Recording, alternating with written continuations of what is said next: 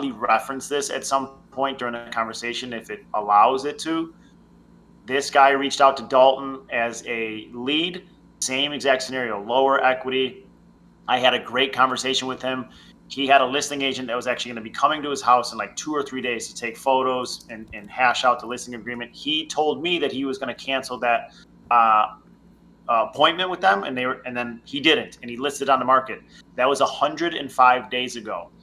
Sure enough, he comes back around 2 days ago to Dalton and say, hey man, we got to sell this house. We're building a new house that's going to be 3 months. Like, I can't be sitting around. So I had a great conversation with him yesterday. He listed too high because of his lower equity. So he's been on the market for 105 days and has received 0 offers in 100 days. And I told him he's currently listed at 357. If buyers perceive that home to be worth even relatively close to 357, they would place offers. If they thought it was 350, they would come in and offer 350, no problem. But buyers in the market are telling this person, we think it's worth much, much lower than 350, so much lower that it's not even worth us placing an offer on it because we feel like we would be lowballing you at that point. So I feel like if they list at 385, they're going to run that risk to be in the same exact scenario as this person on the market for 100 days. And as we all know, the longer you don't become more attractive the longer you're on the market. You become much, much less desirable. People start asking a lot of questions. Why are you on long? Are there any issues with the house? They start really looking at that. And then you start opening yourself up to lowball offers, cash offers, all of that. So we're going to try to play into the psychology of all of that and try to understand why they're even selling. We're going to talk about their total payment on that house, including mortgage, HOA, and mortgage, HOA, and solar, equates to almost $2,700 a month. Long-term rental comps in that area are about $2,000 a month. So as an alternative, it wouldn't make sense for them to even rent out the house because they're going to be losing $700 to $900 a month. It has an HOA, so you probably can't do midterm rental or short-term rental. This person really doesn't have an exit strategy on this besides selling and crossing both their fingers and hoping that some magical person comes and gives them 385. Wonderful, wonderful, wonderful. Ladies and gentlemen, take advantage of this opportunity to invite somebody you think would benefit from being in proximity with us. Send them that link. Matt, Discord. I'm going to pass you. Go. Yeah, tell them, Matt. Where do they go? I don't know what it is. I only know the beginning. Discord.gg. Discord.rei. Oh, discord.gg/REI Rev. Hey, right? There you go. Awesome. And if you guys are watching this on YouTube, drop in the comments. Make sure that you let us know that you were watching this far. We are making sure that all the audio levels and everything gets captured for this video. I can't tell you how many times we have done streams like this in the past and the audio was scuffed or non-existent. We won't let that happen this go around. More than the deals that I've closed in the last year. That's how many times. All right. I'm going to shoot a text over to Jennifer, which is the wife. It's a husband and wife. So just wrapped up that conference call. I'll be calling you my underwriter now.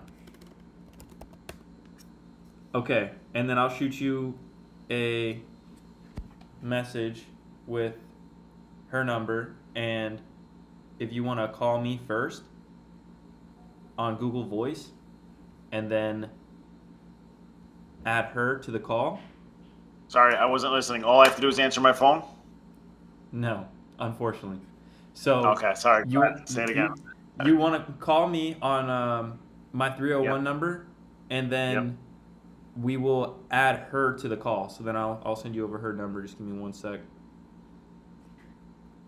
And then how I kind of want to go through it is I want to, of course, play to their psychology, just like you were saying. And then I also want to kind of walk them through where we're coming up with that price point of the 350. So I was kind of like starting to explain that the other day, but unfortunately the husband had to go to work. He works an odd hour of the day. So I wanted to actually have them pull up Zillow on their computer so that they could see, right in front of them. What do you think about that? Yeah, I mean, it's going to show them 342. And again, it's one of those things where a lot of people, they don't, from a seller standpoint, and I'm not even saying this as in like, oh, we're trying to sneak one past them and show them this estimate when we know it's worth way more. I don't necessarily think that it is worth a lot more. I think that there's Redfin is showing an estimate of 360. So again, that's still below their break even of 370 if they were listed on the market. So they owe 336. It's not like we're talking that this house is potentially worth $450,000. They owe 336, and what we're saying it's worth is somewhere between 350 to 360. That is upside down if it costs anywhere close to 7 to 8% to sell a house. I'm calling you from my CRM right now. Cool. I'm gonna answer this.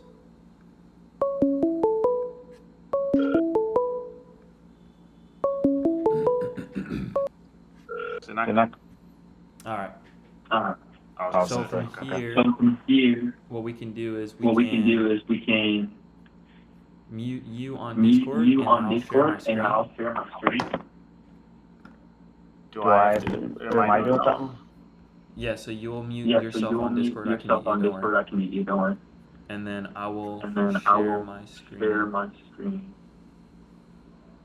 That's weird. I still hear an echo.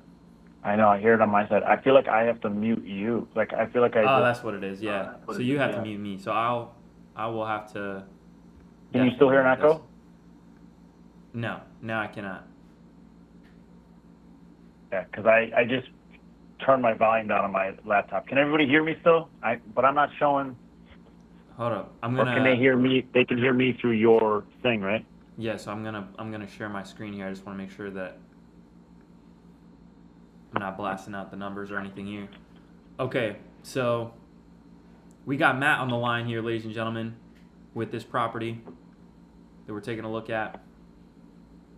And for the sake of this video, I'm just gonna have the picture up so we don't get any sort of problem with YouTube or nothing like that. All right.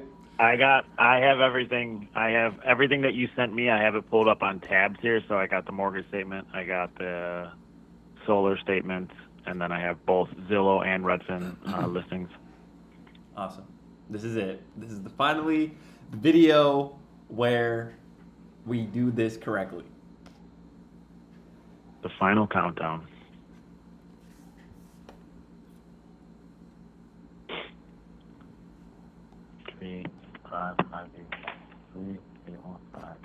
So essentially, before we hop on the phone here, the first offer that I want to make to them, I kind of want to just offer to take over their debt, and I'm not really looking to like try to lock in any sort of extra equity because I would like to wrap it, I think, to an owner occupant at a higher price point, so that would lock in equity.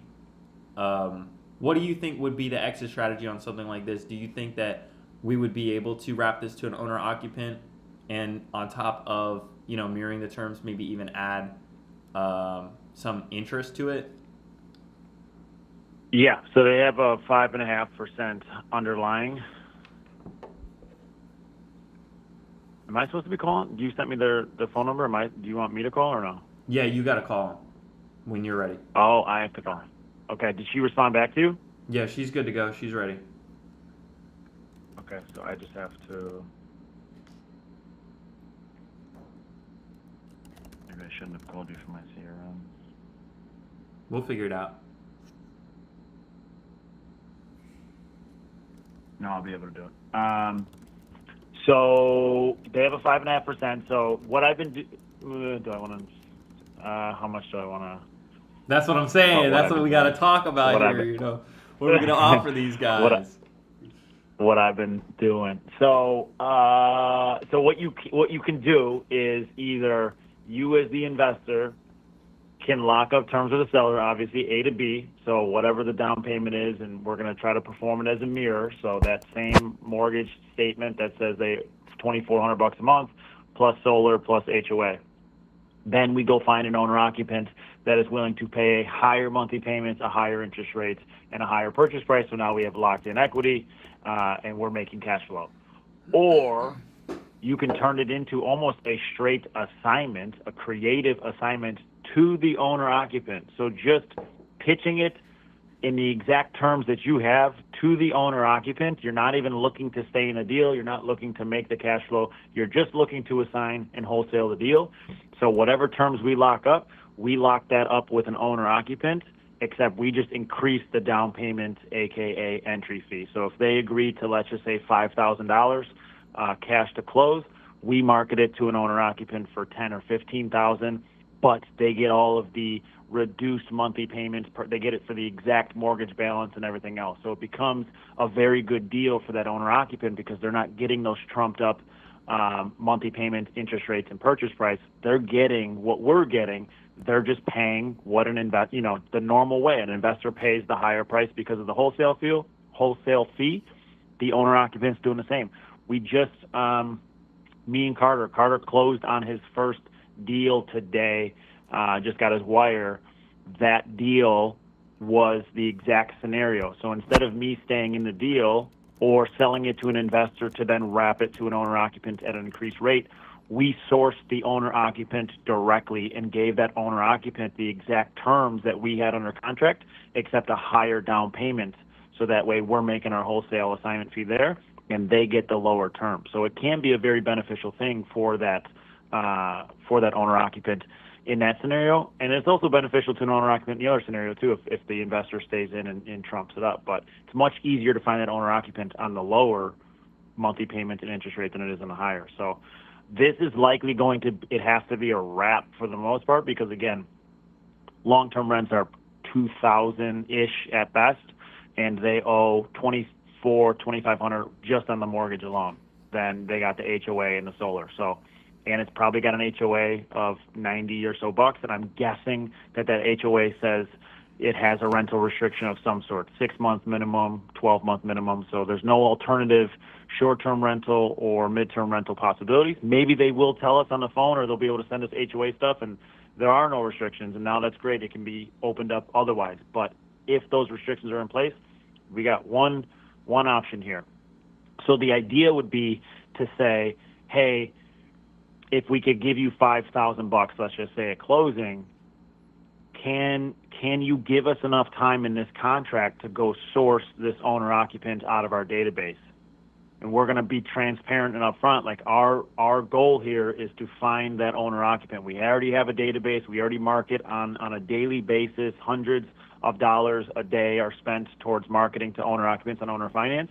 So if you can give us 30 days to close this, that should be sufficient enough time for us to locate that owner occupant, put them through the application process with a mortgage lender, and plug them into this property as the quote-unquote buyer of this deal.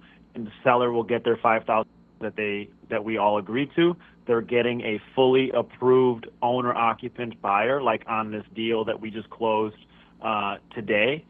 The owner-occupant buyer was put through a mortgage lender, and she ran a full application on them, and they actually qualify for a traditional mortgage, but they didn't want to do that. So what the lender is going to do is create a wrap file. So it's going to be an official wrap file approved by a lender, and then that file will be given to the seller and to the buyer. So it makes it a completely legal transaction in the state of Texas by doing so. So handing the seller on a silver platter a qualified, pre-approved pretty much buyer, it's just an owner finance deal instead of a traditional.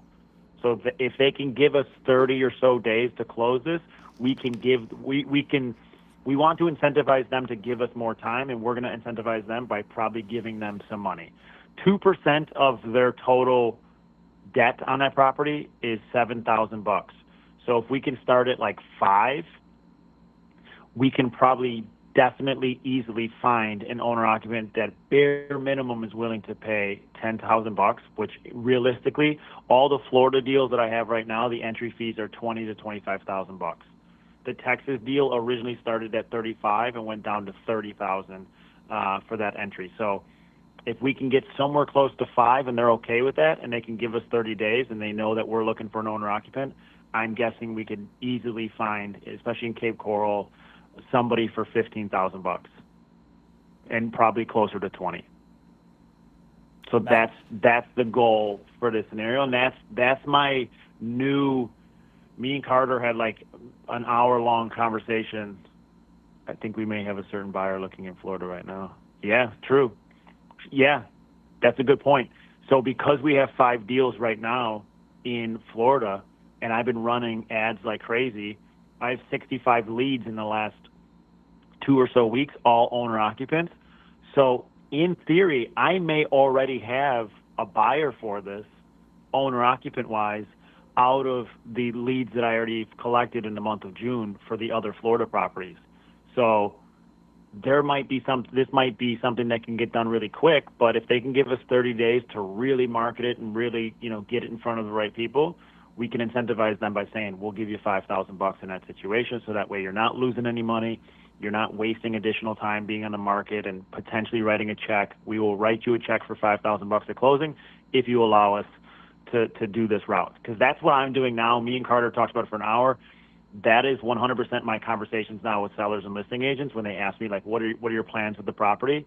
My plan is to seller finance this to an owner occupant, or I'm not even going to be the person that closes on this. I'm going to go find the owner occupant for this property, and I'm going to put them through the application process. I'm going to do all the heavy lifting on my side. And so that way at closing, you already know who this person is. You're introduced to them. You have their application. You have the full mortgage packet and everything. So it makes it because think about it, on the creative side, owner occupants are going through applications and going through all this shit. When you assign it to an investor, nobody is putting an investor through the application process. No one's running credit or income or anything on an investor. They just get assigned to investors and the investor closes. Oh, I'm an investor? Oh, okay. So I guess you pass the sniff test because you're an investor. But owner occupants, we collect everything that you would on a traditional. So I think it's better for a seller on creative to go this route because that buyer is at least gone through like a pre-approval process.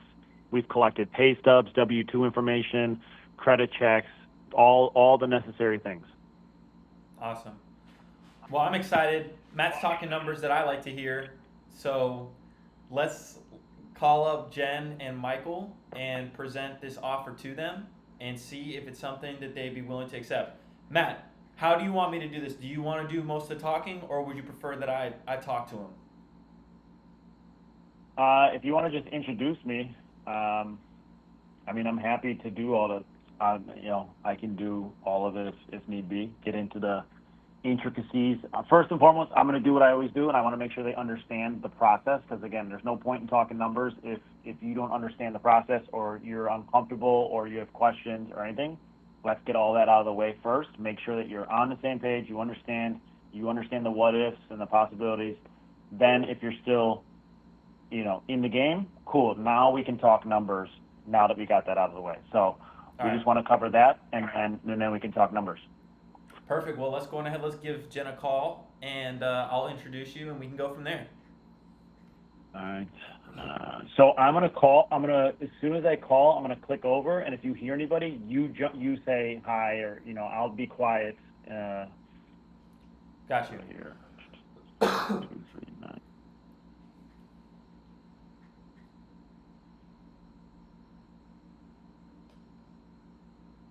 Call and hold.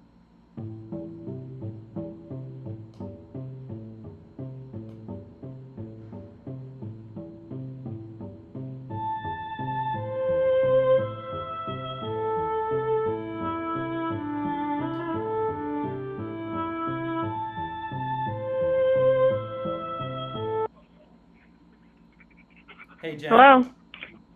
Yeah? This is John Johnson. How are you? I'm good. How are you, John? I'm good. I wanted to get you a call as soon as I could. I'm sitting down with my underwriter here. We just got off another conference call, and we want to get right to you. Is Michael with us? I'll be here. I'll be able to hear. I'm sorry, could you repeat that? Is Michael with us on the line? Yeah, he is. He's here. Okay, yeah. Perfect. Yeah, I just want to make sure everybody was here. So we've run a couple of numbers, and we've got an idea of what we might be able to do. We have a few more questions about if there's, an HOA and some stuff like that, but I wanted to also just go on ahead and introduce you to my underwriter, Mr. Matt Reilly. He's going to be, a great resource for you to ask any questions to, and he'll just kind of reiterate the process that we spoke about just to make sure that everybody's on board and understands kind of what we're looking at here. Matt, are you with us? Yes, sir. Hi. How is everybody? Fine. Doing well. Good, good. I appreciate you guys getting on the phone.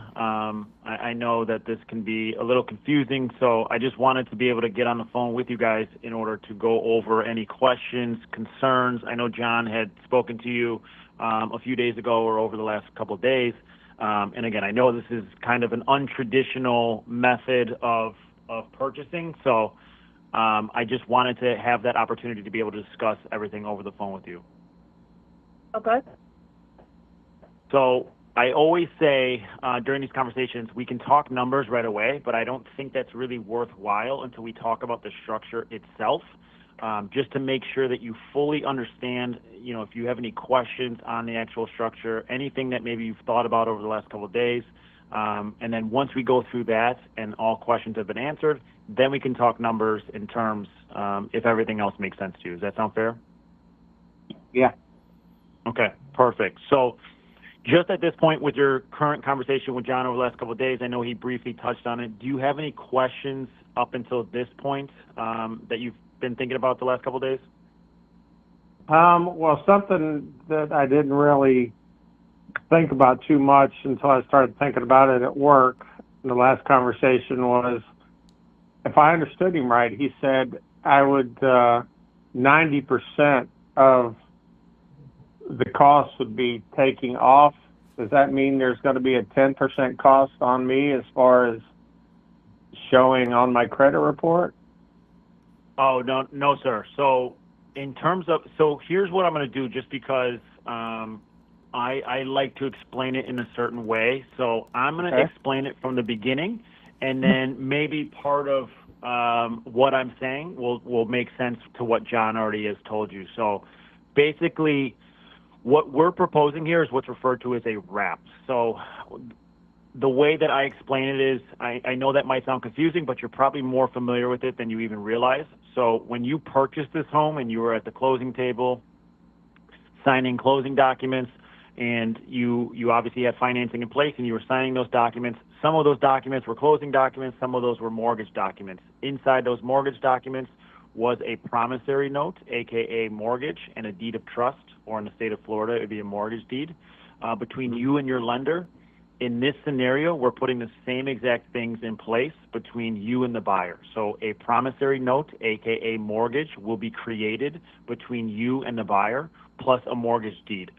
Why that is important is because the same way that you are now tied to your lender and the property via your promissory note, aka mortgage and mortgage deed, so now you can't walk away or you can't default, or you're certainly not incentivized to default, the same exact idea takes place here. Because that promissory note is created and recorded at closing at the title company, no parties are incentivized to walk away or default in that situation and scenario, because the same things that would take place against you if you were to default or walk away would take place to the buyer in this scenario and situation as well. Why it's also important as well is, I don't know, I didn't have a chance to speak with John, but I don't know what your plans are after selling this home. I do know from experience that most people that sell their homes sell because they're trying to purchase a new home, whether right away or at some point in the future. That promissory note plays a very important part in that future qualification of a new property. So again, whether you're looking in the next 30 days or 30 years from now, that promissory note plays a very important role, and I'll explain why. So we perform it as what's referred to as a mirror wrap. So the note we create is going to mirror your underlying mortgage and mortgage terms. So the note we create will have the same mortgage balance, the same interest rate, same monthly payment as your mortgage on your side. Why that's important is because now that becomes a wash. It offsets your DTI on day one for that future purchase, as minimum as 75% and upwards of 100%, depending on how we structure it.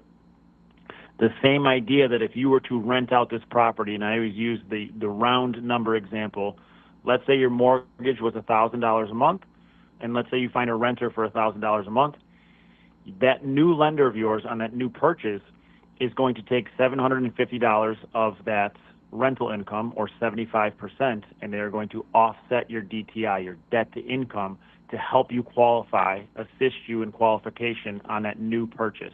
The same idea is in place here. The note we're creating is going to be the exact terms as your underlying mortgage.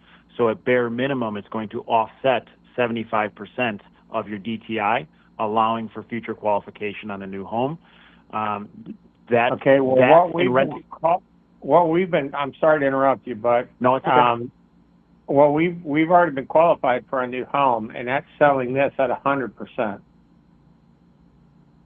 And that's selling. You've already qualified. If I go to get qualified at only 75%, that's going to lower the qualification cost on whatever else I can buy where we're going. Not a problem. So then what we do in that scenario is we put a lease agreement in place, or we do a lease option in place. And basically what that looks like is we now increase the rental amount on that lease or lease option agreement 125%. So now when that new lender takes 75%, they are going to remove that 75%, and that 100% offsets your DTI on that future purchase. So if you need 100% of your buying power, we won't do the wrap up front. We'll put the lease agreement or the lease option agreement in place. We submit that to your new lender. That new lender reviews, gives the green light on the numbers. Once they agree to that and they give you the green light, we then execute our option to purchase, and then we close it as a wrap. So it's very, very simple. I have personally been on the phone with, at this point, probably close to 50 lenders across the country. I just had to do a conference call 2 days ago with a husband, a wife, a listing agent, an attorney, and a mortgage lender all on the phone. So it was a nice mixed bag of nuts there. And the sellers were concerned in the same concerns that you have. So they're trying to purchase a new construction home, and they were concerned that if they do this, will they be able to qualify for that new home? The lender confirmed on a recorded call. I'm actually going to clip the call so I can play this for other people that ever have any questions. The lender confirmed that it would create a wash scenario, and it would not count against them for that future purchase.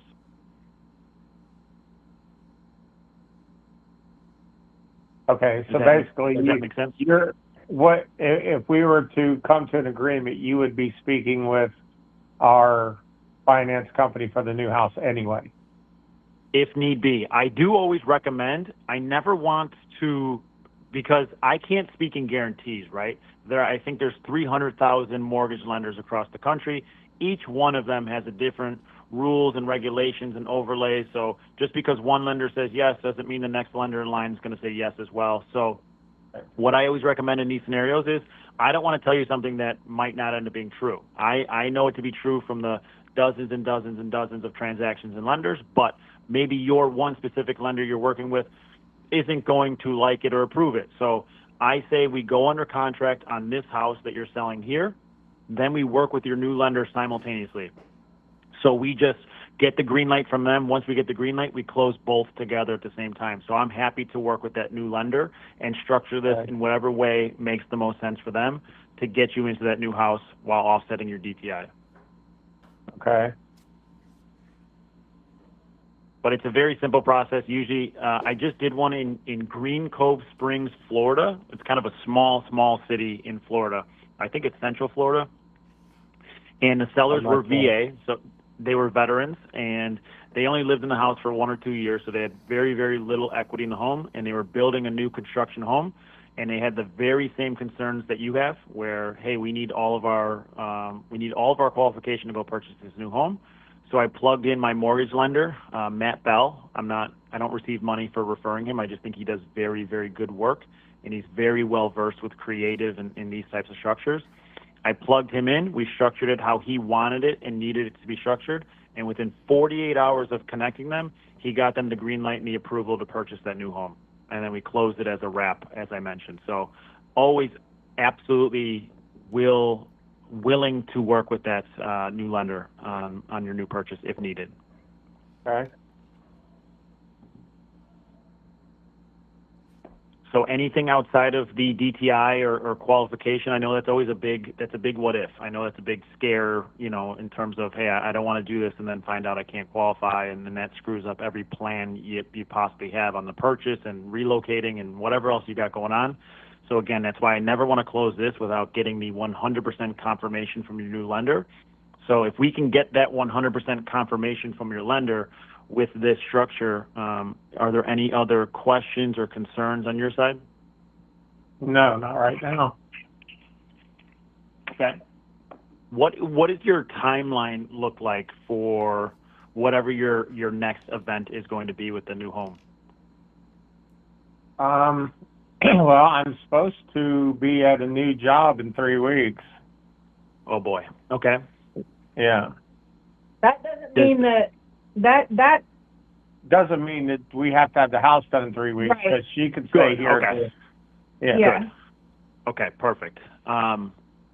Okay. I was going to say that timeline is still very, very much doable, but I always understand. I just moved. My wife and I moved from Illinois to Tennessee, so moving in general is stressful, and especially if you have a short timeline like that. So it's good that you have to, go to your new job in 3 weeks, but that doesn't necessarily mean you have to sell this home in 3 weeks. Right. So if, let's just say I always try to play the scenario in my head. If Matt Reilly, myself, does not exist, what is the seller that I'm talking to? What are their alternative options if they don't work with me, or if I don't exist and if I'm not on the phone right now? And so I kind of wanted to talk out those scenarios with you and see kind of alternatively. Let's just say we didn't do a deal together for whatever reason. What would be an alternative option to you? I ran your numbers on everything on my side of what it looks like your total mortgage payment plus. Can you confirm, do you have a HOA on that property as well? No. No HOA? No. Okay, that's good, because I was showing on my system that there was a $95 a month HOA. No, we do not have an HOA. Beautiful. Are you aware of any possible rental restrictions? And I know you guys aren't renting the home, so you might not know, but are you aware of No, any they rental do restrictions? Airbnb. There's a house across the street that does the Airbnb. So.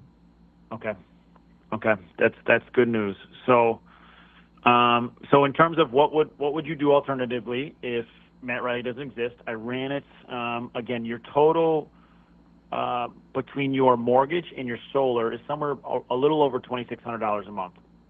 And I looked at the long-term rental comps. So if you just got a 12-month tenant and put them in that house, those rental comps in the area are about $2,000 or so a month. So that would be losing somewhere between $600 to $700 a month before any possible expenses or anything like that. So that's probably not an ideal scenario or situation. Being a landlord kind of stinks already. It's not the most fun or glorious job in the world to begin with, but also on a house that's losing $600 to $700 a month. So probably not a strategy there. Maybe you start running Airbnb. I'll tell you what. There's 2-bedroom apartments down here that are going for $2,500, $26 an apartment complexes. So $2,000 a month for a 3-bedroom, 2-bath house with a fully fenced backyard. I think $2,000 is a lot low. Yeah. The electric bill, because of the solar panels, is only like $20 or $30. That's why our electric bill has been running $20 to $30. Right, but that comes with a monthly payment, correct, on the solar? Yes. Yeah. Right. Yeah. To me, all of our brains work different, right? And so I know solar does make sense in certain scenarios, but to me, the way my brain works, I understand the reduced utility bill. Oh, we only have to pay $20 a month in utilities. I understand that. But then my brain always goes, but I have to pay $160 a month then to my solar, and I also have a $36,000 commitment now. I have a lien on my house that I have to pay this. And so that's the part I just never understood. And I think where I get angry with it is I've talked to so many sellers over the years, end up having to either foreclose or short sale, or they lose so much equity in their homes because these solar companies are charging such astronomical amounts of money for these solar systems. I just talked to somebody, they have a $300,000 house with an $80,000 solar panel system on their roof. Yeah. And so that puts them $50,000 in that property alone. They were $50,000 underwater on what their house was worth plus the solar. And it's $80,000. I mean, it was 25% of their property value was that solar balance. So I just think to me, it never makes sense. It causes more trouble and issues than it solves, and it always causes more issues on the sales side when you're trying to sell, because now you're asking a buyer who already has a pre-approval that they now have to qualify additional for this solar, and if not, then the seller has to pay for it out of their own pocket, and these balances are $20, $30, $40, $50,000. I don't know many people walking around. If I sell the house on my own, I have to pay off the solar panels. So they wouldn't cost anything if somebody were to come and buy the house for what I was asking for it. Right. In certain scenarios, though, a buyer has the ability, let's just say I'm pre-approved for $300,000 and you're selling a house for $300,000 and you have a $35,000 solar system attached to the roof that has a UCC1 lien on it. So now there's a second position lien on your home. I have to hopefully qualify for that. So I'm qualified for $300,000. I now have to go to my lender and say, hey, can you add another $36,000 onto that approval? Can I still qualify for that home with that solar? If my lender says no, you are maxed out at $300,000, you cannot afford to go a dollar over $300,000. Now that seller has to do what you're doing and pay off that solar at closing out of their own pocket, which in this scenario would be $36,000. And that puts sellers in such a tight spot. It ruins any of their, again, I don't know, there's not a large majority of individuals walking around with $30,000 to $50,000 of disposable income just to sell their home, and that ruins their future plans. That's down payment money on a new house. That's down payment plus furnishing plus vacation money that is just being used to pay off a solar lien on a property. So it really it just doesn't make sense to me in a lot of situations, and I get frustrated because these solar companies, there's no checks and balances, so they can just put on a system and charge you whatever they want for it, and it ruins a seller's equity position, and it ruins a lot of different things. And so I can send you, I'm always 100% transparent. I never want you to think that I'm lying about my numbers. I'm very, very transparent on my side. What I can absolutely do, I do believe that there's probably $2,500 a month condos and things like that. And I do believe that there are probably houses that are renting for that. But I can send you my rental comps that I am showing you or that I'm seeing on my side. There are 22 3-bedroom, 2-bath rentals in the last 12 months in a 0.33 mile radius. So very, very tight radius around your house. The average rental rate is $2,200 a month, with the lowest 25 percentile being $2,041 a month. I can even download every single rental comp and send that over to you, so that way you can absolutely see what I'm looking at. The average across the board within a very tight radius is which is where we want to look, of only 0.33 miles. There's 22 rental comps, which means that's great. There's a great rental market there, but unfortunately it's trading somewhere between $2,000 and $2,200 a month. So if you have a total monthly payment between your solar and your mortgage of about $2,600 a month, I don't care, even if the numbers got up to 24, close to 2,500, I'm still losing money on a monthly basis, and you would be as well, just on the payment alone. And then if you incurred any monthly expenses from that renter, now you're going to be in the hole a couple $100 a month every single month. And then again, if there's no rental restrictions, now maybe you can start running Airbnb out of there. I don't like Airbnb because it's a lot of headache. It's a daily and nightly turnover, new tenants, cleaning and accounting, and it's a too much headache and too much for me. And then lastly would probably be listing on the market. I believe you were potentially thinking about listing for around $385. Yeah. So just from what I can see, and again, you obviously have the rights and the ability to list for whatever you want. 385 from what I'm seeing is likely much too high. And the risk in that is starting at 385 and then having to sit on the market for however long it takes, plus however many price reductions. At your 336 balance between your mortgage and your HOA, your bottom line, if you were to list on the market, I'm sorry, your mortgage and your solar is 336. If you list on the market with an agent and you pay all the fees and everything else, your bottom line is 370. That's the lowest that you could sell it for, with breaking even at closing, paying off everything that you owe on that property. If it drops anywhere below 370, you are writing a check at closing. Hey, can I ask you to hold on a moment, please? Sure, of I'm course. sorry. Of course. Okay. Not a problem. Don't apologize.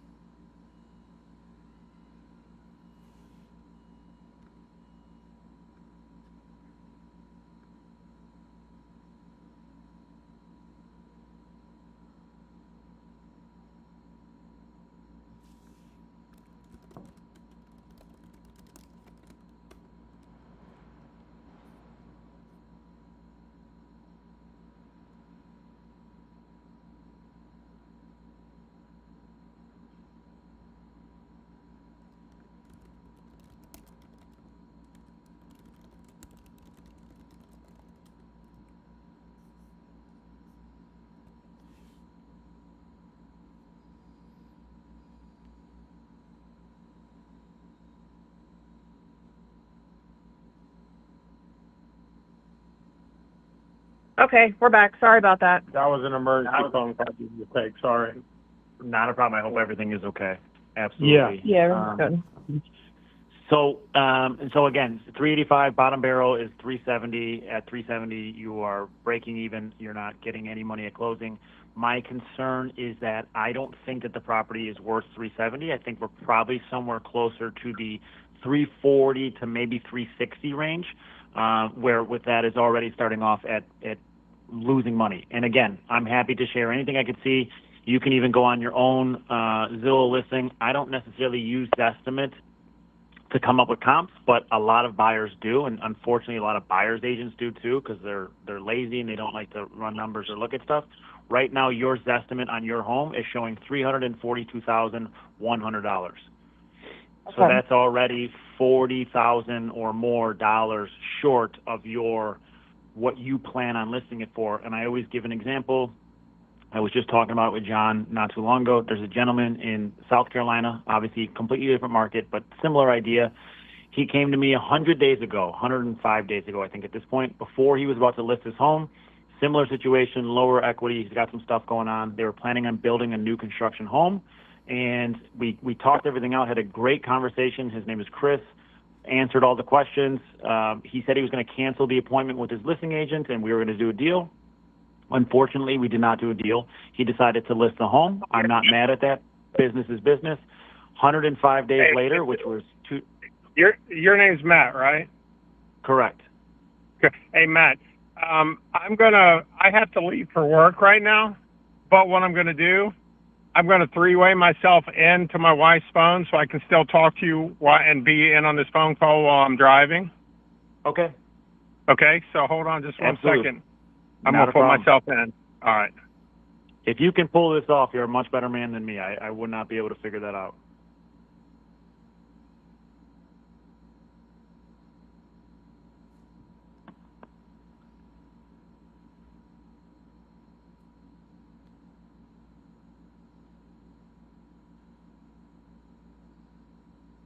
Okay, we there? Yes. Oh. Yes, sir. Okay, we're good. So he came back 105 days later. He's been on the market, 0 offers because he started too high, because he needed to start high in order to pay off his debt, which is completely understandable. Right now he's listed at 357.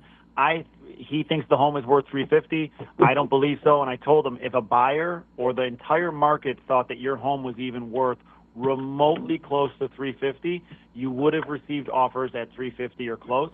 But at 357, the market is telling you they think your house is worth so much less that it's not even worth writing an offer for, because you'd probably consider it a low ball offer. So if you started at 385, there's a chance that you wouldn't even receive any offers if the perceived value is around 340, because a buyer's going to think that they're lowballing you. So it might just end up being a waste of time. And what happens is then you receive that additional market time where now you're on the market 60 to 90 days. And now everybody thinks that you have a problem. They see that long market time. They start coming in, asking you a bunch of additional questions. Hey, what's going on with is there anything going on with this property? Roof issues, foundation? I noticed a long market time. Is there? They just think there's a problem, and it makes the property less desirable. And you end up always selling for less when you start too high. Obviously, price is always the most important part, and starting out at that correct price is is so important. And it's unfortunate that in a scenario like this, you can't really start off at that appropriate price because you owe too much between that mortgage and the solar. So a lot of times listing agents will do exactly what you're referring. They think that they're doing you a favor by listing for 385. It's great for them. They'll make more money, and they think they're solving your problem. But in reality, what they end up doing is creating a whole new problem for you, because here we are 70 to 90 days later, we're doing price reductions, we're not getting any offers, and I've just wasted 3 months of my life. Now we're out of summer, we're in fall going into winter. It's a completely different market at that point. It causes a whole, now you don't know what your options are.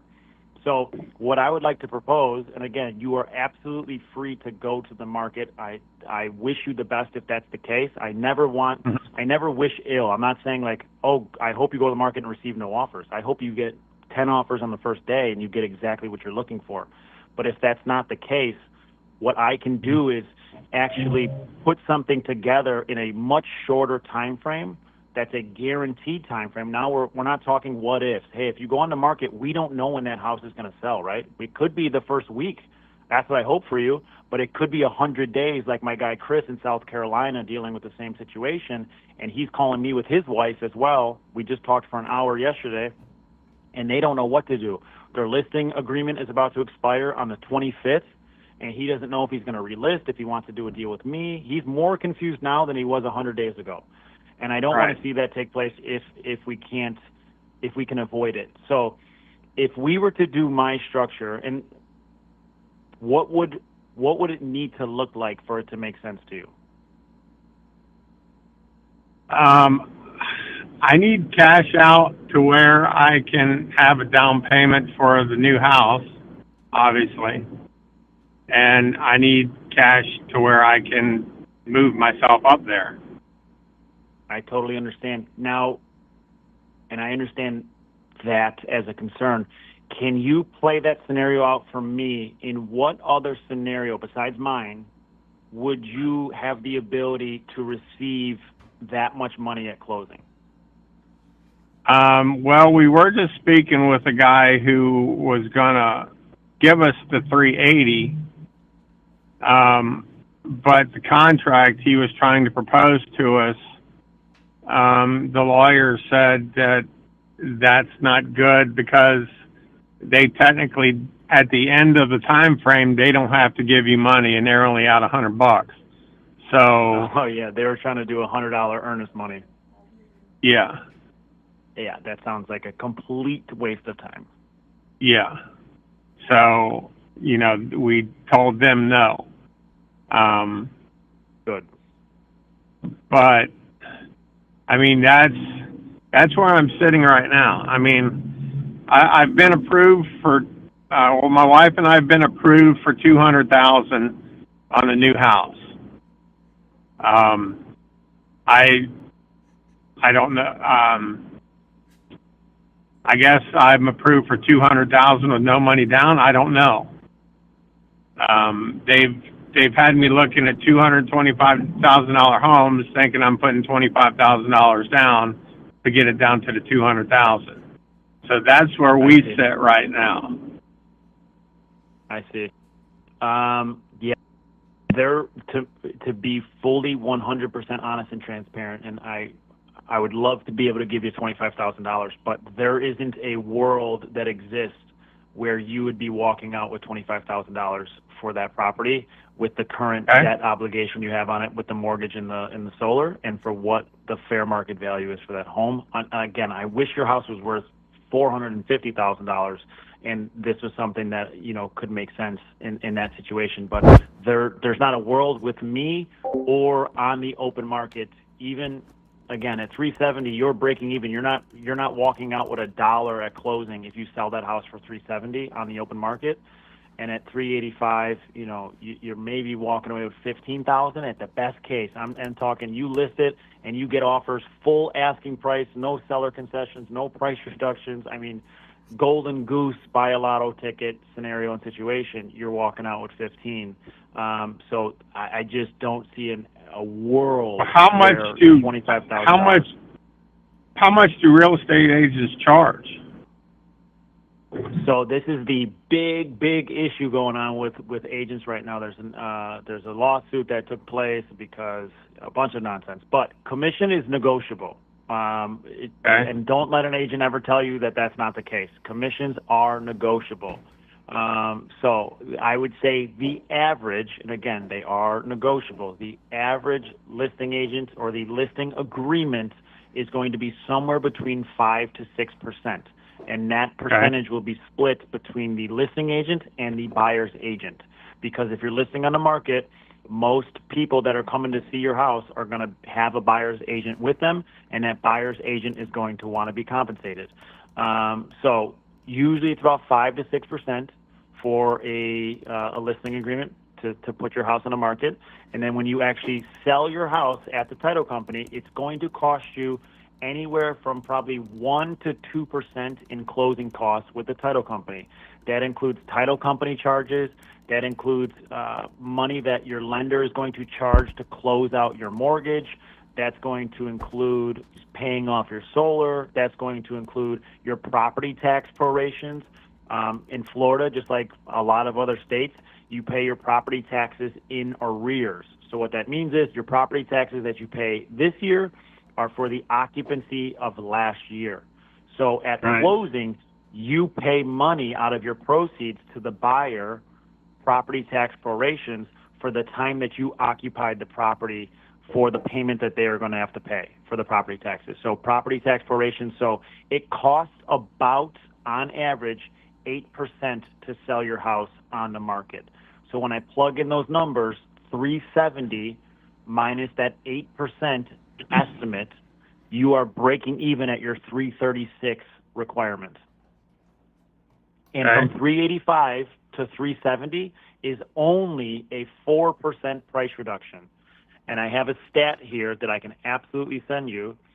Right now in Cape Coral, for this year and last year, the sale to list price, so from the starting price that you're asking to the actual end sale price for what it actually sold for, is 96.9%, which means about 4%. So from whatever you listed for, the average, it'll reduce about 4% to sell, which means if you list for 385, there's a chance that it gets down to 370 or below, according to Cape Coral statistics.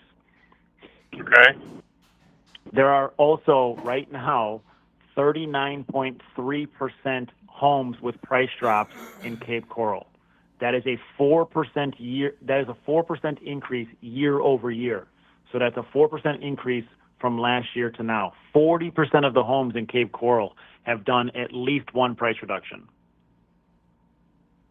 So to say that you'll go on the market and get a full price offer before having to do a price reduction, the numbers don't show that. Okay, well, why don't we get to what you guys are offering? Because I hear everything you're saying. You're setting me up here for your offer. No, So let's just no, go ahead no. and get the offer. Not a setup at all. I'm not selling you anything. I'm not pitching you anything. If it makes sense to you, fantastic. What Okay. I would probably be comfortable with in this scenario is we are going to offer to pay buyer and seller closing costs. So on that type of property, it's probably going to be about $5,000.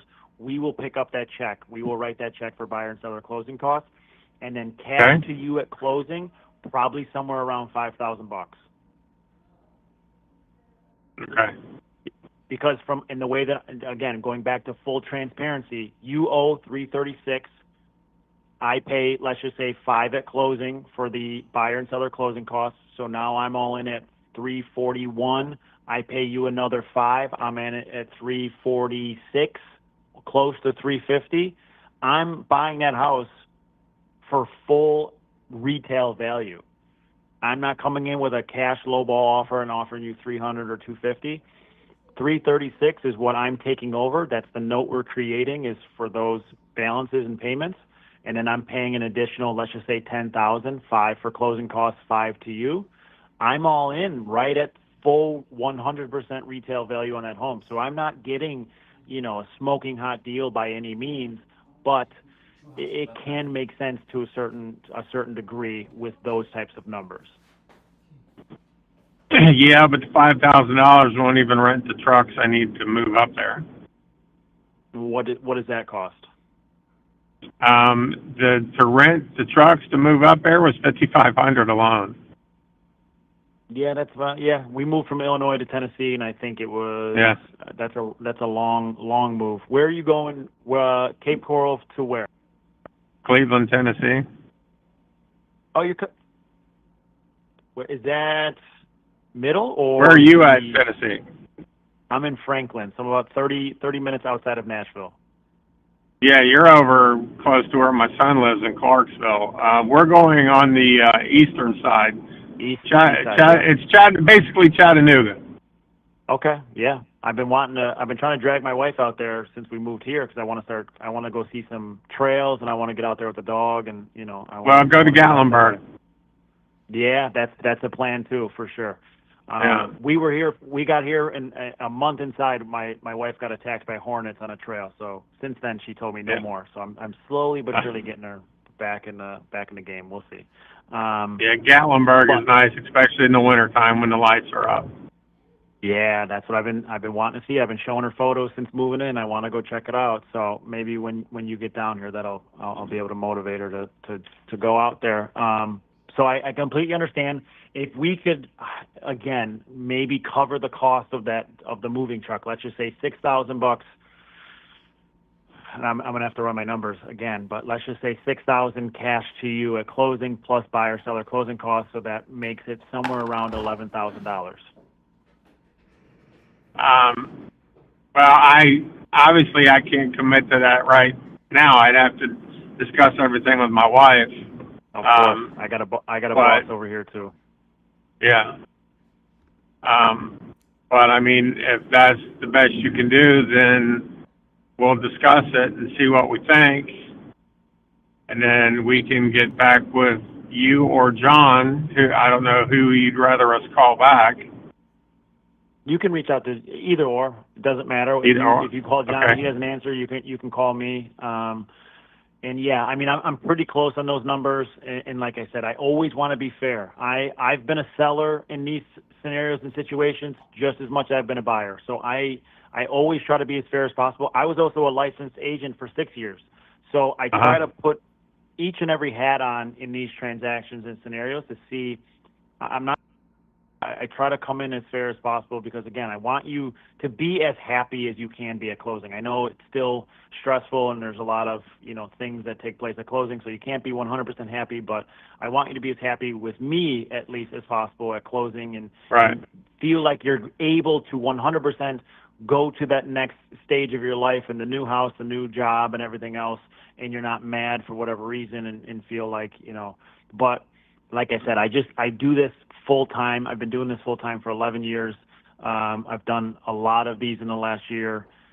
I see more often. I would say majority of my deals are from people that said no originally and then came back 3, 4, 5 weeks later. And I always tell people, I want you to sell it exactly how you need it to sell.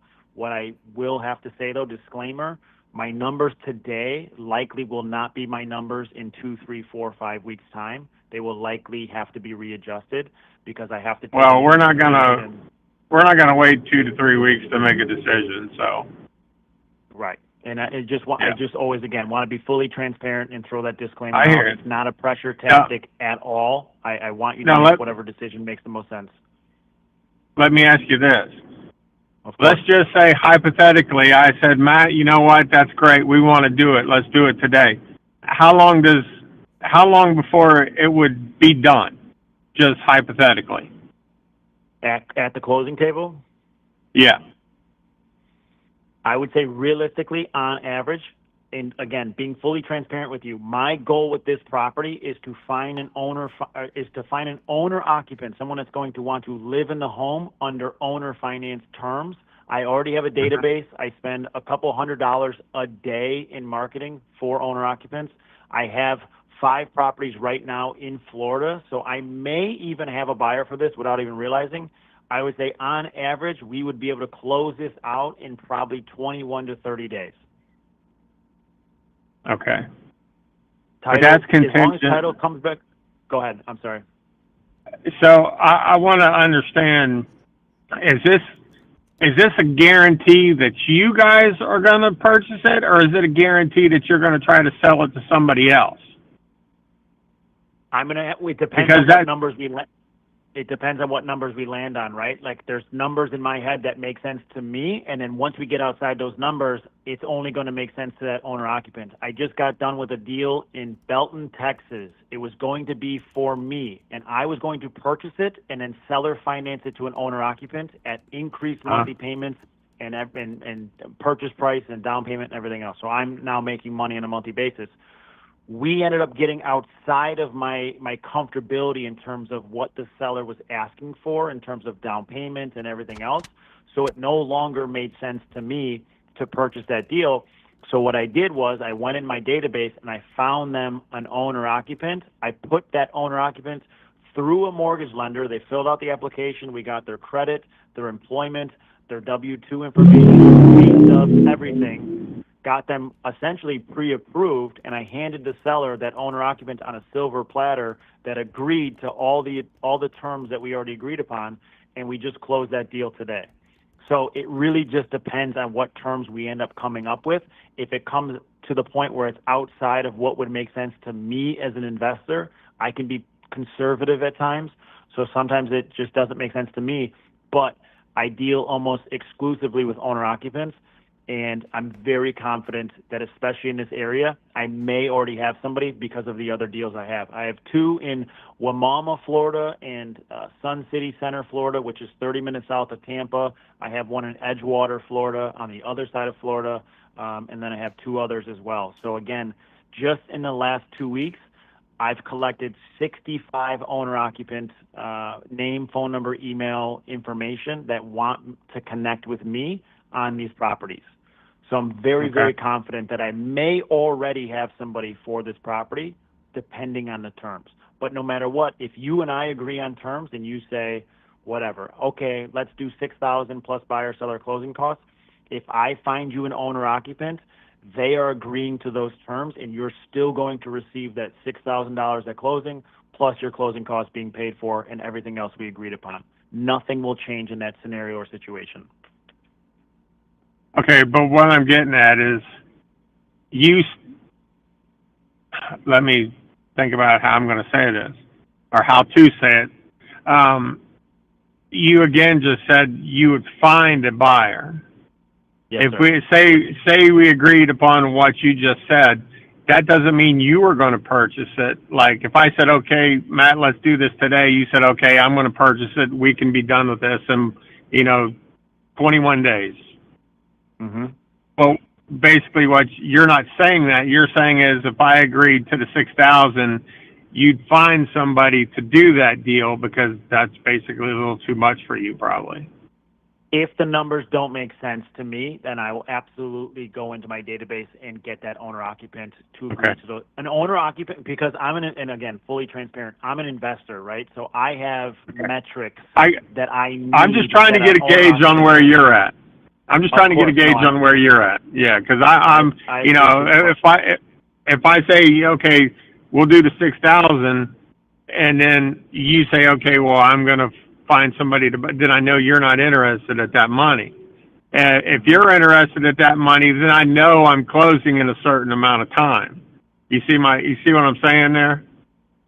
Yeah, 100%. And I absolutely appreciate the question, and I can understand the question, because again, I've sat on the seller side, and I've had those same questions. So I know I don't phrase it real well sometimes, but no, you speak my language. It's all, I understand what you're asking and why you're asking, and you want to know, you know, how much certainty do I have? If we were to agree to a deal today, what's my certainty that this is actually going to close in 21 to 30 days? I will say my closing percentage, I don't have the numbers in front of me and I'd have to run it, but I'd have to say I'm 90% close rate from deals I get under contract, whether I'm closing them myself or I'm sourcing the owner occupant. I'm 90%. And again, that's why I'm very, very strict with my numbers, because if I'm giving you a number, I know that those are numbers that I can close on. I never want to be somebody like the other offer you got for $380,000 and $100 earnest money. There's no point in that, because if I did that to you, I would not be confident that I could actually close on that, and that's only going to waste your time. And the whole point of the conversation was telling you, if you go on the market, you might waste your time and end up in the same position you're in. So my goal is not to waste your time. I want to be fully transparent with you and let you know the second we go under contract, I am getting in that database, me and my assistant Carter, and we are contacting every owner occupant for these terms. And the goal is to absolutely close in that 21 to 30 days, open up title with the title company, get that title search ran, plug in my transaction coordinator, start getting all the documents sent out and signed, and get this ball rolling.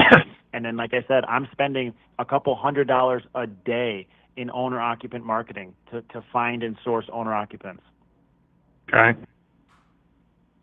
So I'm very, very committed to finding that individual. Well, I think you've answered my questions. I appreciate that. Of course, I appreciate the questions as well. I guess all that's left to do is have my wife and I discuss it, and then get back with you, gentlemen. Of course. And again, before you come up with your decision, if you have any other questions, I know this is a lot of information on this call. It can be like drinking water out of a fire hydrant. So if you get off the phone or you're at work later and you're sitting around and you have a question, absolutely feel free to reach out to me or John, and I'd be happy to help and assist with any of those questions, concerns, objections, anything else. Because again, I want you to say yes to this, fully understanding what I'm offering, and with full, okay, I understand and I want to move forward. Okay. Fair enough? Fair enough. Okay. Well, I hope you have a good day at work. And again, this is a great conversation. I appreciate everyone being on the phone with me for this long. I hope to hear from you soon. I hope we can, come up with something that makes sense to both of us. And I'd love to get this done for you and get you guys onto that next stage, into the new house, the new job, and, be able to take care of this. Okay. All right. We'll be in touch then. Thank you. Thank you. All right. Thank you. Thank you. Thank you both very much. Have a good Bye. day. Take All care. right. Bye-bye.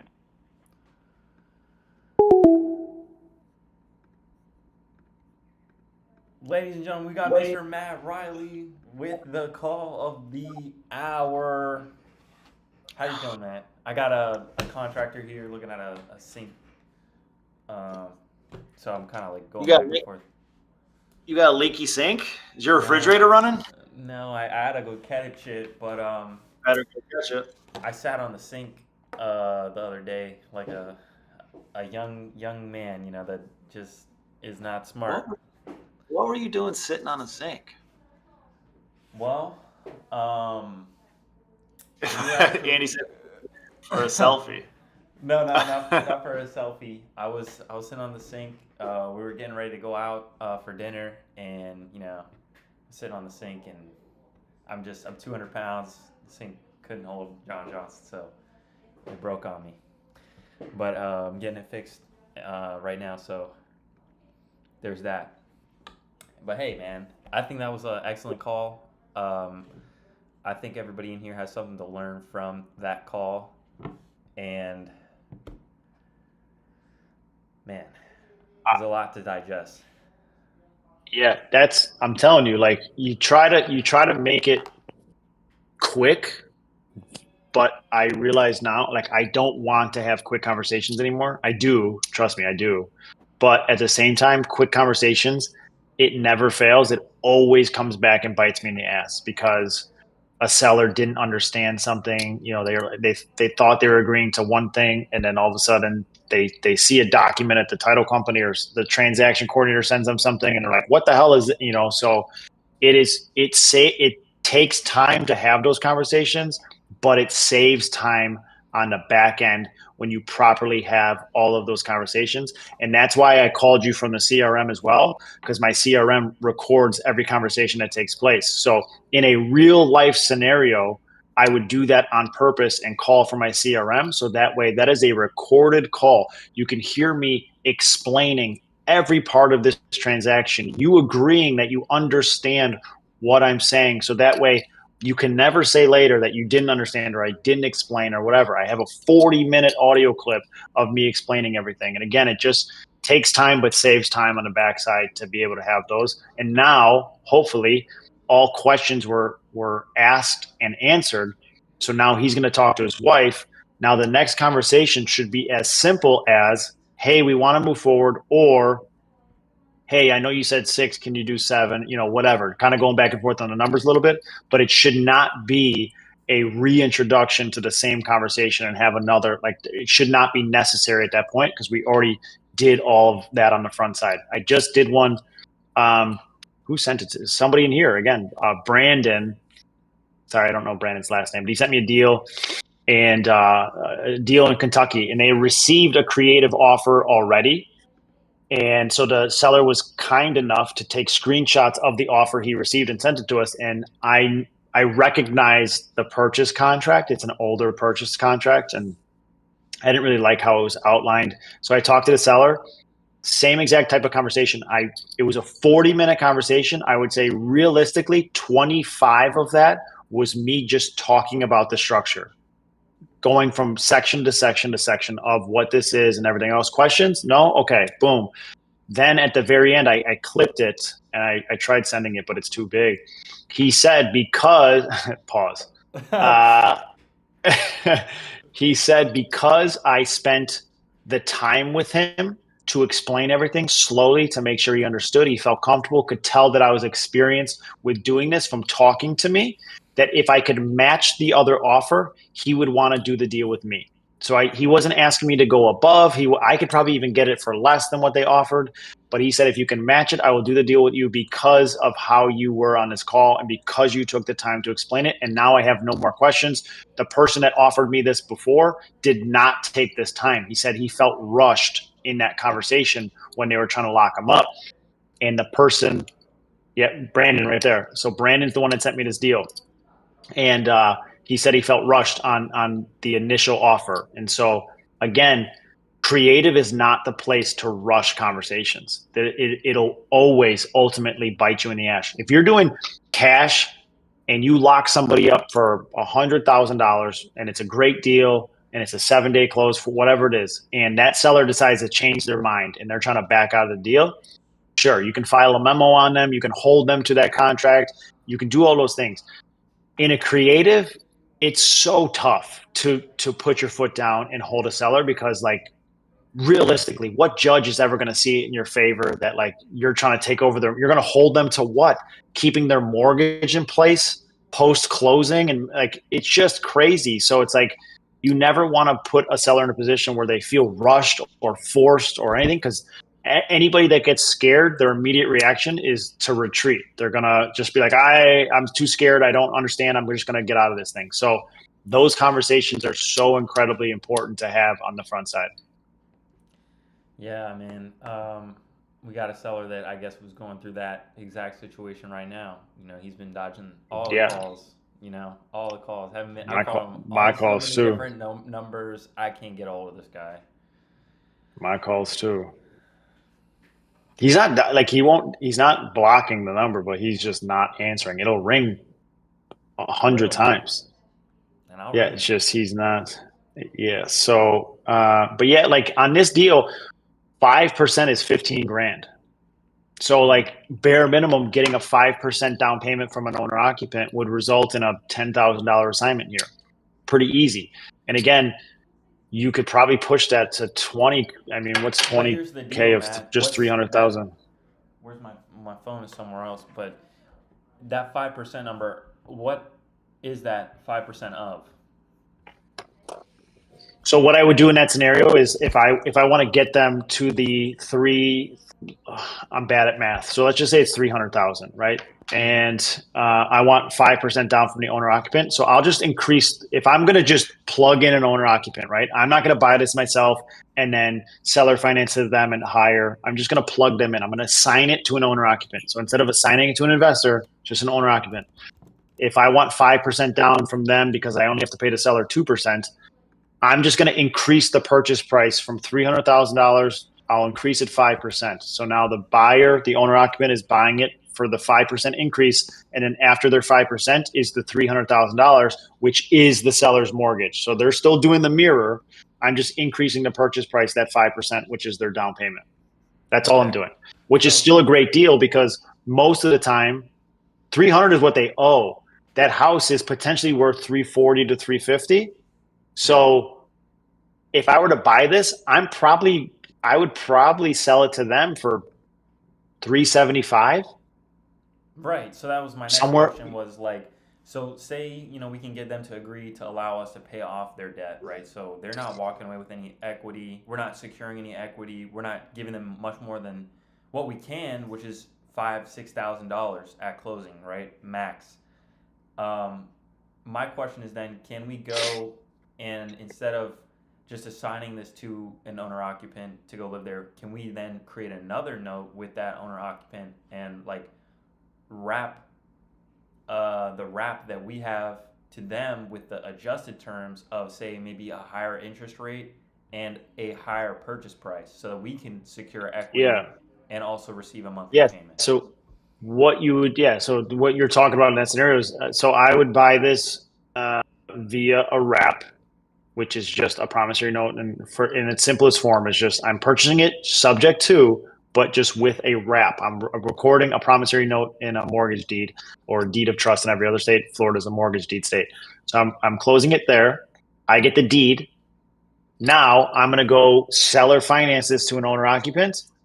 I'm going to create a note with them, but I'm going to do that through either a contract for deed or a lease option. In a lease option, we don't need a promissory note. In a contract for deed, we'll create another promissory note, but they do not get the deed until they refinance that property in the future, or they can sell it. But that's how you lock in your equity. So let's say we do an agreement with this seller for $300,000. We close, and then we find an owner occupant, and we're going to sell it to them via contract for deed. We wouldn't be able to do an agreement with this seller for 300 because they owe 336, 337. Right. I'm just using round numbers because I'm bad at math. So let's just say the seller only owed 300,000. We close on this with them as we're the end buyers for 300,000. We create and record the promissory note for 300,000. So now he has no equity because the $300,000 note is his mortgage. So he has no equity. So he's not getting any equity in the future. Now we find an owner occupant and we sell it to them via contract for deed for, let's just say, round number sake, $350,000. We create that note, but they do not get the deed until they refinance that property or sell that property. So they would need to sell that property if they were to sell for more than $350,000 in order to pay off the note that they owe us. When our note gets paid off, we pay off the underlying mortgage. We keep the difference between our $300,000 note between us and the seller and our note with the end buyer, which is $350,000 on day one. Now, where it gets interesting is, let's say this between us and the seller is a 3% interest rate mortgage and $300,000 balance. I wrap it, I sell it via contract for deed to an owner occupant for $350,000 and let's just say 6% interest. So I'm making 3% spread, plus I have $50,000 in equity on day one. Why I say on day one is because on my underlying mortgage, I have a 3% interest rate. So that's a completely different pay down on the principal than on my 6% interest note that I have with that owner occupant. So they're paying their principal down at a slower pace than I'm paying my principal down on the underlying mortgage. So on day one, I have $50,000. Now, 10 years later, that $50,000 has likely grown because I'm paying mine down much aggressively faster than they're paying their principal balance down on their note, because they have 6% and I have 3%. So it can be a long person's game where the longer you hold it, the bigger your equity spread will become.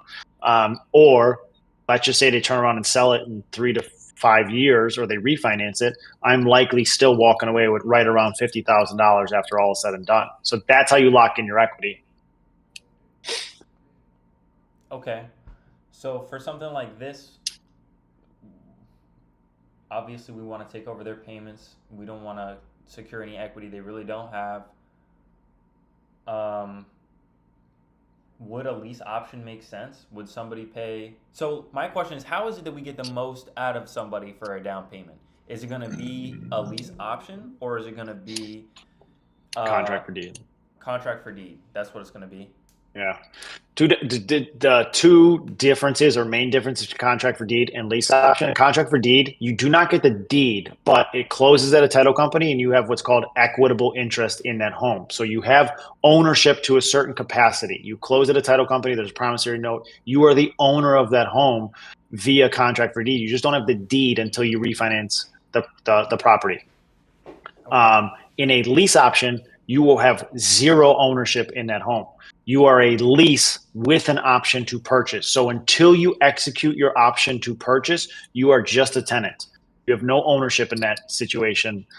So in terms of like, if they're savvy at all, a contract for deed will always yield a higher down payment or entry fee because we can offer ownership to that buyer, as opposed to a lease option where if you're savvy even remotely, as an owner occupant, you're like, why would I give more than 5% down on something that I don't even own? And I don't own it until I execute my option and go get my own financing. So it's really tough to make it make sense to an owner occupant of giving more than a certain dollar amount, especially once you exceed that 5%.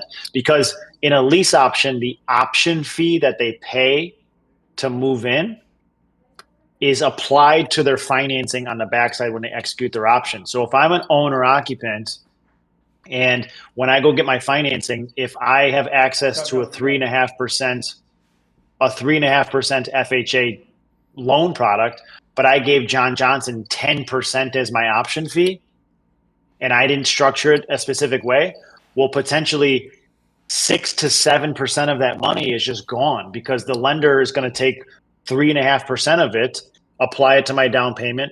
They'll probably take some of it and apply it to my closing costs, but there's only so much closing costs. So there will be a bunch of that money that just goes to waste and it goes to nothing. So it's really hard to take more than 5% or to have a buyer agree to more than 5%, because anything more than that, potentially the money just goes to waste. So unless the deal makes sense in other ways, like a great monthly payment or a great purchase price or something to incentivize them, it doesn't really make sense. So a contract for deed will always yield higher because they actually get ownership of the home. So can you kind of explain to me what the difference between a contract for deed would be and, say, a seller finance opportunity? Is it just that they do not get the deed? It's still in our possession?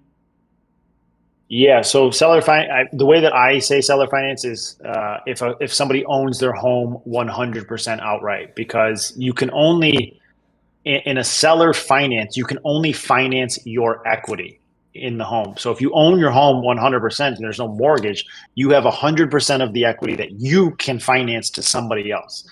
I have a $100,000 house that I own outright. John Johnson wants to buy it.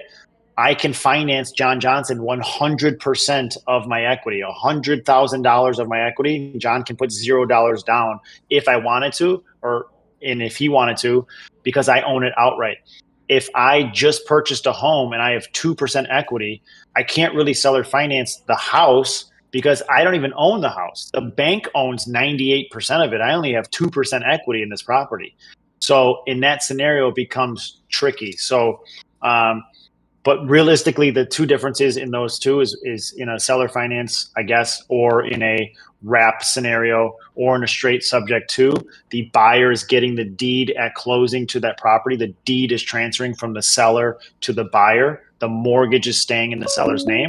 And in a contract for deed or land contract or bond for deed, depending where you are in this country, the same things apply. There's a title company, there's a closing, there's a promissory note, there's all of those things that take place. The only difference is the deed is not transferring to that end buyer at closing. So it keeps you, the original buyer, in control of the deed and of the property until they refinance or sell that property.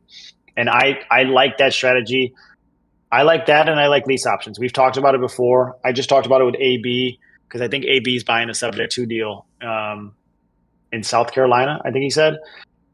So contract for deed is a foreclosure. So if you contract for deed a property to an investor, an owner occupant, whatever, and they default, you would have to potentially go through the foreclosure process. Now, do you have other things available to you? Yeah, you could do cash for keys. You could do deed in lieu. You have a couple things available to you. But if that person does not want to play ball and does not want to do a deed in lieu and they don't want cash for keys or nothing, that is a foreclosure scenario in a contract for deed.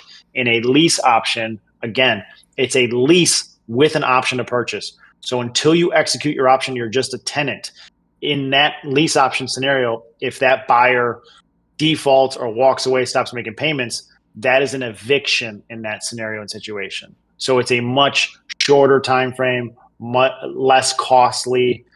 So I always say, if I'm buying a deal, if you're going to buy a deal through creative finance subject to, and your plan is to close on it and then seller finance it to an owner occupant, be aware of your exit strategies and what those things look like in those default scenarios. If I find an owner occupant or whoever it is, and they're only offering me, let's just say 5% down, do I want to do a contract for deed with them? I have to think of it. If they were to default, am I collecting enough money to make a potential foreclosure worth my while, to go through all of those headaches and getting the attorney and possibly having to go through the foreclosure process for the next 3 months to 12 months? Is that enough money? If not, I'm probably going to recommend doing a lease option in that scenario and situation. I've seen people do, if they only have 5%, but they're a great buyer, do a short-term lease option and structure it so that some of their monthly payment applies more to their down payment. And once they're invested enough, so once they hit that 10 or 15% down payment mark, now we convert this to a contract for deed. Now you have enough skin in the game, and I feel comfortable enough doing a contract for deed and giving you ownership of this home because you've invested enough money and you have enough skin in the game. If you're coming to me with $5 and you want me to give you ownership, there's no way. I don't have enough money from you to make that risk worth my while. There's not a chance that I would ever commit to something like that. Gotcha. Okay. So we're looking to try to get like 10% from somebody. Is there ever a situation where somebody would be willing to pay 20%? Yeah, I mean, it just depends on the terms themselves, right? Like, it just depends on if this was a super low interest rate or whatever it was, a monthly payments, then yeah, you can absolutely it depends on the purchase price too. Like, 20% down, it could be like people in my neighborhood in order to qualify, like, these are jumbo loans here. So like traditional mortgages, your bare minimum having to put down 10%. So if you find an owner finance in this area and you're asking for 20%, depending on everything else, of course, that traditionally they're already having to put 10% down. So they're halfway to this anyways. And if you can structure it to where it's a lower interest rate or a better monthly payment, yeah, sure, you could command 20% down. I truly think that 20% down, though, unless you're going traditional and it's an investment property, like me as an investor, I bare minimum starting at 20% down on DSCR and commercial products. I already know and expect that going into it. But for like seller finance, owner finance, I think right now the days of 20% they're a little dead. It's not there anymore. I think the older guys in the space, Ron LeGrand is one of them. Dude is a goat. He's been doing this for 60 years. He's still doing it, teaches classes and courses. He loves seller financing. This is his bread and butter. He's been doing it forever. Whenever you hear him talk, though, he'll always say, "Oh yeah, buy this house, 20% down." Like he makes it seem so easy. 20% is in right now, and for the last however long, not very easy to get 20% down. If you're asking 20 and 20 is you're like, I want that number, you just have to know and prepare. It's going to take you some time to find that person. Just like novations or flips, right? We want to do flips and novations that when we hit the market, we are attracting the biggest buyer pool possible. We want as many offers and interest and things as possible in those scenarios and situations. 20% down in most scenarios and situations is not going to attract the biggest buyer pool of people, and it's not going to generate the most interest. So if you can do something that still makes sense to you, you're still making the money that you think is appropriate, and the seller's making what they want, fantastic. It's probably going to be closer to that 10%-ish down payment, though right now. It's just, again, there's times where the market is flying and appreciation and people got disposable income, sure. But right now, with all the issues going on and blah, blah, blah, like it's just 20% is hard. And you might find it, but it's probably going to take you just have to prepare. You're going to close on this, and it might take you 90 to 100 days to find that person post-closing that's willing to commit to 20% down. So you, as the buyer on this, need to commit to those 90 to 100 days of mortgage payments and holding costs and everything else on this property while you're finding this person. I know somebody right now, he's on my Facebook group. He's a big wrap buyer in Texas. Very smart guy, very smart investor. And I've seen this guy post his owner finance house. It's got a pool. It's a really nice house in Texas.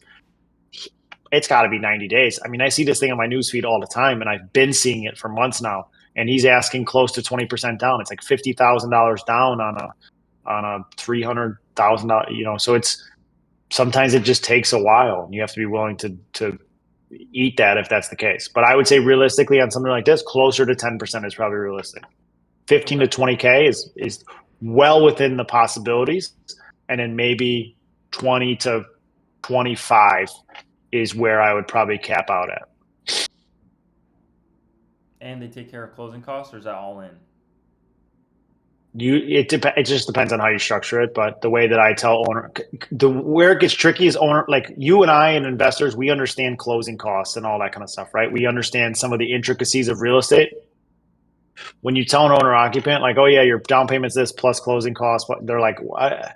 So sometimes it is easier just be like, you're all like, pay this at closing, and that goes towards everything. Or I will say, like Belton, the Texas deal that we just did, she paid. We ended up agreeing on $28,000 plus closing costs. So I told her she's responsible for closing costs. She asked me how much closing costs was going to be. I had the title company send over an estimated sheet for her. So I mean, it's fine, but I do like separating it because I do like your hard number is 25,000. That's what you're bringing to closing plus closing costs. I never want to like get confused that this 25 was supposed to go to things that like, no, let's separate the two. 25 is your hard number. That's your down payment. That's going to be the number that gets removed from the purchase price. So 300, if you bring 20 to the table, now you're at 280 plus closing costs. Gotcha. So it is easier to separate the two, especially when you're creating a note. And then is there any room for something like this to increase the amount of interest that needs to be paid per month? Or is it just 5%? 5.5% is fair, and you wouldn't do something like that? I think again, it goes. That's kind of what he was asking me at the end of that conversation. He's like, "Are you going to be the one that buys it, or are you going to be looking for an owner occupant?" And I say, it depends on what numbers we settle at, right? Like, there's a deal right now, one of our Florida deals, whichever one, I don't know. Let's just say Edgewater.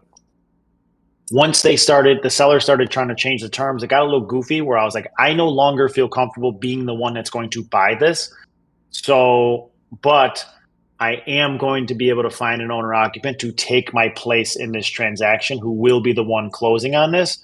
And again, I'm going to put them through the full application process. I'm going to get them pre-approved. I'll make sure that this is a qualified individual, but I no longer am going to be the one purchasing it. I don't feel comfortable. So I'm going to plug somebody in. It's like what some wholesalers do where they're like, well, it's either going to be me or one of my partners. You don't have a fucking partner. Just you're going to go look on Facebook and everywhere else for somebody. Where in this scenario, again, I'd like it a lot more in terms of transparency. I like it. The seller knows what I'm doing. I'm looking for an owner occupant. A seller understands what an owner occupant is. I don't have to I'm not talking investor numbers with them and confusing them. Like they understand. I update them once a week where I'm like, hey, this is how many leads I've gotten. This is how many applications are being filled out. This is how many people agents will text in a CRM and they're just asking for updates. Hey, how's it going with the search? And Carter will respond and go, oh, we got 5 leads today or whatever, so it's just like transparent and letting you know, like I'm putting money in this deal too now. Even though I'm not buying it, I'm putting marketing dollars towards finding these owner occupants. I have my own database, but it's costing me a couple $100 per deal to run these ads and to find these owner occupants, to put them through the mortgage application process. Like I'm not doing nothing here. So it kind of keeps a nice even balance between the two of us, but I like it a lot.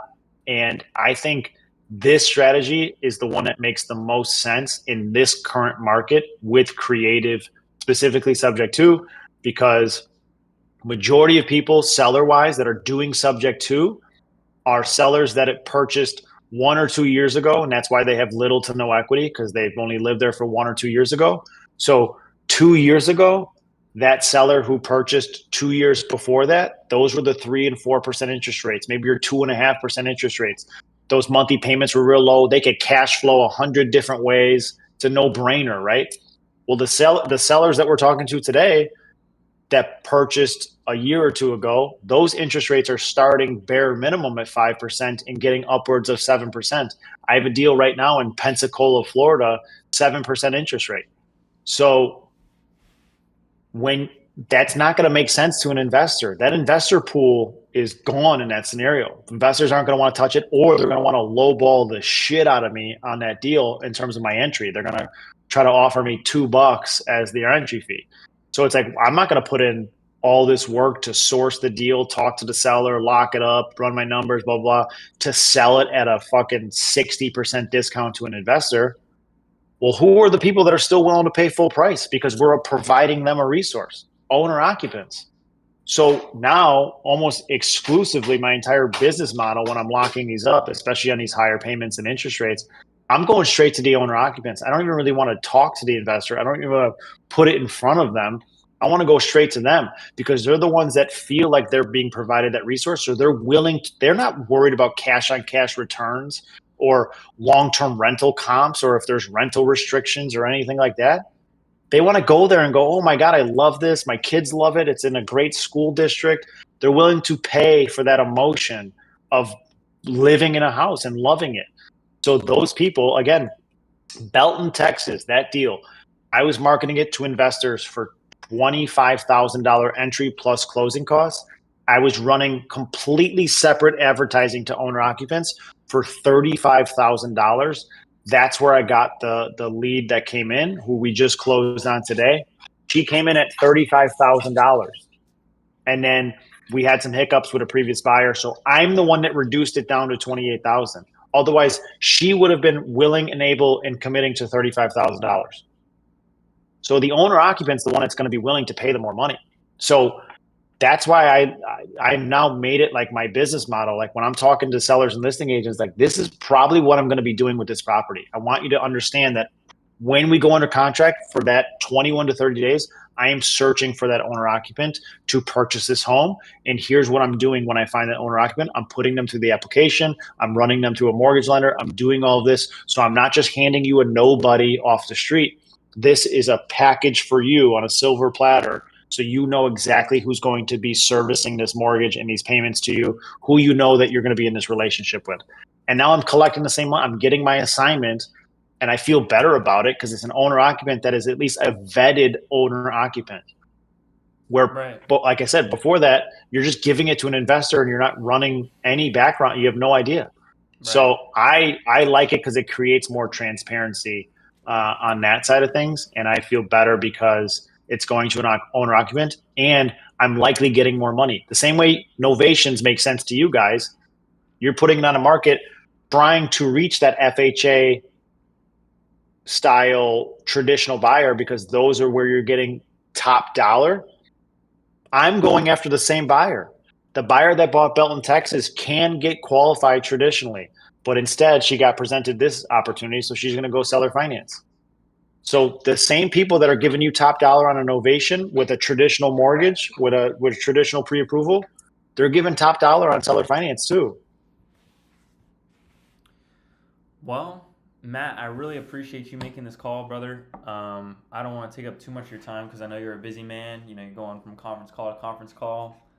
So I really just want to, let you know I appreciate it, and hopefully we can make something happen. It sounds like, the seller is in a position where they don't really have too many other options, and just like you explained to them, they don't really have the time to try to sit and hope and pray that it would sell in the market. So, I'm thinking that, they're probably leaning towards doing something with us. At the end, it sounded like there wasn't, much to be. Again, that's why I think he was asking me those questions at the end of like, okay, say we were to agree to this. What is that like? Are we guaranteed? Like, and that's the thing. We painted the picture that if you go on the market, we don't know. Who knows? It might be a day. First day on the market, you might get that offer and it might make, of course. Or we're talking 60, 90. It's just going to be, you're going to wake up every day for the next however many days. And you're going to go, is this the day? And then when that day ends and it's 8, 9 o'clock at night, and you're like, I guess today wasn't the day. And then you wake up tomorrow morning and you go, is today the day? You want to play that game for the next 3 to 4 months? Sure, absolutely. And then what's that price reduction look like? It's just a lot of headache. You're unsure. You've already moved jobs. Like, it's just a lot of headache. And so if we can provide something that's, and again, what I try to do too is that traditional buyer, they have a lot of third-party people on their side. They have a lender, they got an underwriter, they got an appraiser. They have so many people on their side that can say yes or no to that deal. The buyer's only bringing 3% to the table. The lender's bringing 97%. The lender is in control of that buyer. In my scenario and situation, there are no third parties. I don't have an appraiser. I don't have a lender. I don't have an underwriter. There is nobody on my side that can say yes or no besides me and the seller. The seller says this is a good deal, and I say it's a good deal. That's it. If the seller needs more time, I'm the only one that can say yes or no. Where in the traditional side, that buyer, it's not up to them. It's up to their lender and everybody else. So we can provide a much cleaner transaction because we are more direct to the seller than anything else that's available to them. Well, so it's always trying to paint that picture. Ladies and gentlemen, this is the #1 most valuable real estate community in existence. If you haven't already, please consider inviting somebody you think will benefit from being in proximity with us. Drop some fire emojis in the chat from Mr. Matt Reilly today, ladies and gentlemen. That was one hell of a call. Yeah, that was... Yeah. But we will see. I think from that conversation, I think it went well enough where I think the ROI will end up making sense on that conversation because I think they will come back. And again, they'll either come back and say, okay, we want to do the deal, and they'll ask some questions like how long and blah, blah, blah. Or they will come back interested and they're just going to want to see if we can give more money or something like that. But I think that it'll be one of those two things. There you have it. Well, I'll be sure to let you know. I love that ChatGPT. I don't even know how this thing got in. Dude, ChatGPT dropped fire in the chat? Dude, he just dropped fire in the chat. I cannot believe that ChatGPT just did that. That's insane right there. But Dude, what the hell was that? I will keep you posted on how this goes, and if they come back with any questions or anything like that. But in terms of the paperwork and all that kind of stuff, we can knock that out later. But I appreciate that. And guys, any creative deals that you have already pre-qualified and you understand the seller's situation, their motivation, and why they would even be open to selling creatively, bring those leads to Mr. Matt Reilly. Right now, especially if it's something that we can plug in an owner occupant for. I'm going to show this real fast before we go. Right now, you won't be able to see this but I'm running owner occupant ads. This is going to be backwards, but in the month of June, so 20 days so far, 63 owner occupant leads. So that's by name, phone number, email, plus 3 questions. You understand the down payment requirement. You understand this property is in Edgewater, Florida. You have the ability to move in 30 to 45 days. We're asking very specific questions. 63 of them at an average cost of $14 a buyer lead. So I'm going to continue to run these and build my own owner occupant database. So instead of pitching my deals to investors and creating my buyer database for investors, I don't care about them. I want to create my own owner occupant database. So if you have anything creative that we can plug in an owner occupant for, I have very, very high hopes that we'd be able to go into my database or with my marketing and be able to source an owner occupant for that creative deal. We'll do all the same things, run them through the mortgage lender. I will take care of all of that, and we'll receive the same assignment, if not more, by doing that, and likely have a better transaction than going to an investor who will likely ask a million questions. I just had one back out today. He's a piece of shit that only wants to do the deal as a straight subject to. He doesn't want to do it as a wrap and doesn't want to do it as a note, and only told me after we opened up escrow, and I asked him why. It's because he wraps to owner occupants, and he gives the deed to the owner occupant. So if John Johnson is the seller and Matt Reilly is the buyer, and I tell John Johnson, I'm going to buy your house creatively through subject to, and we close, and me and John are the only 2 people that have talked, and John gives me the deed to his property, and he thinks I'm the deed holder and that Matt Reilly's making the payments, and then Matt Reilly then deeds the property to another owner occupant after closing. That is the scariest, riskiest business model with subject to that I've come across lately, because now you're daisy chaining John Johnson's deed, and how many times is it going to go? And now if that person defaults, what's the process look like in order to get this deed back to the proper person who holds the mortgage? It may have been transferred 3 times post-closing. So he told me he's backing out of the deal because it's not being performed as a straight subject to. That person immediately goes on my blackball list. I never want to do a deal with that person. Thank you very much for letting me know. I will never send you another deal. And I explicitly told him how that is such a scary business model. And it's just predatory. It's just, you shouldn't do it. A seller is trusting you with their mortgage and this transaction and everything else. Bare minimum, what you can do for them is keep the deed to yourself and not give it to somebody else, or plug it like what we're doing, plug in the owner occupant, make that transparent that this is the person, do all of that, introduce both parties. But to deed that to somebody else and however many, fuck no, dude. So anything creative and anything that we could potentially plug in an owner occupant as an exit strategy, I have a 90% success rate, and I have high hopes that we'd be able to get that done. So send it over my way. There you go, ladies and gentlemen. This is exciting, Matt. I can't wait to hear more about your database that you're building up and just the ads that you're running to actually get in touch with these potential owner occupants. This is game changing. This is going to be an opportunity where you don't even need to worry about listing stuff on the MLS because you are direct to those owner occupants. That's what I'm hoping for sure. 100%.